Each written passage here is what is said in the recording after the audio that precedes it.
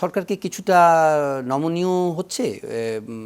আওয়ামী লীগের যারা কেন্দ্রীয় অনেক নেতা আছেন যারা জেলে ছিলেন বা তাদের অনেকে জামিন হচ্ছে, বা এই যে সম্পাদকরা দেখা করতে যাচ্ছেন, সাংবাদিকদের তালিকা তাদের হাতে তুলে দেওয়া হচ্ছে এবং উনি এগুলো উড়িয়ে দেননি, উনি বিবেচনা করবেন বলছেন বিষয়গুলো, তাতে কি মনে হচ্ছে যে উনি রাজনৈতিক প্রতিপক্ষের বিষয়গুলোকে উনি কিভাবে দেখেন?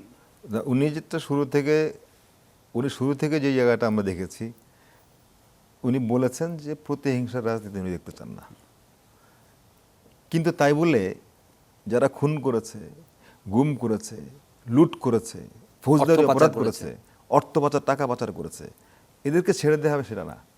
কিন্তু বিষয়টা এমন না যে আমি একজন ভিন্ন মতের মানুষকে অপছন্দ করি, সুতরাং তাকে আমি রাষ্ট্রযন্ত্র ব্যবহার করে তার পেছনে আমি লাগবো, এটা করতে চান না উনি। যেটা আমরা বিগত ফ্যাসিবাদী হ্যাঁ, শাসন সময় আমরা সেটা দেখিনি। সুতরাং মাননীয় প্রধানমন্ত্রী যে কাজটা করতে চান, যে আমরা প্রতিহিংসা রাজনীতি করতে চাই না, আমরা প্রতিশোধের রাজনীতি করতে চাই না।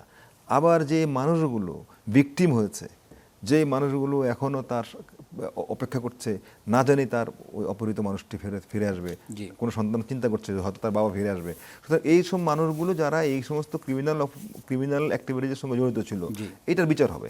হ্যাঁ, কিন্তু ভিন্ন মতের কারণেই কারোর বিরুদ্ধে উনি প্রতিহিংসা রাজনীতি করতে চান না।